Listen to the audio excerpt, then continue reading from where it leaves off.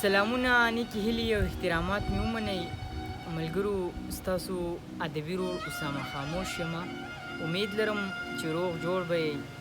او د ژوند نه به مزې اخلئ. ملګرو، دغه اصلاحي غزل را سره واورئ. امید لرم چې ستاسو به خوښ شي،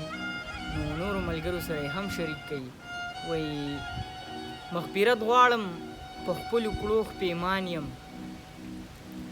مغفرت غواړم په خپلو کړو پیمان یم، ګناه خامخه به کیږي چې انسان یم، او هر عمل مې د کافرو نه بدتر دی، هر عمل مې د کافرو نه بدتر دی، زه حیران یم چې بیا څنګه مسلمان یم، او زه د رب په نیغه لاره باندې نه ځم،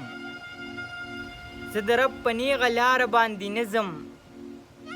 هی افسوس چې په شیطان پسې روان یم، او ستا په عشق کې مې دا حال شولو دلبره، ستا په عشق کې مې دا حال شولو دلبره،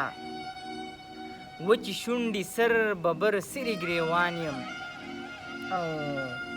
ته یې معاف کړې ته رحمان یې ته رحیم یې، ته یې معاف کړې ته رحمان یې ته رحیم یې، پاکه ربه زه په خپلو کړو ستومان یم، او په دنیا کې چې په کار د چا را نشم، په دنیا کې چې په کار د چا را نشم، په دې پوهه شئ انسان نه یم حیوان یم، په دنیا کې چې په کار د چا را نشم،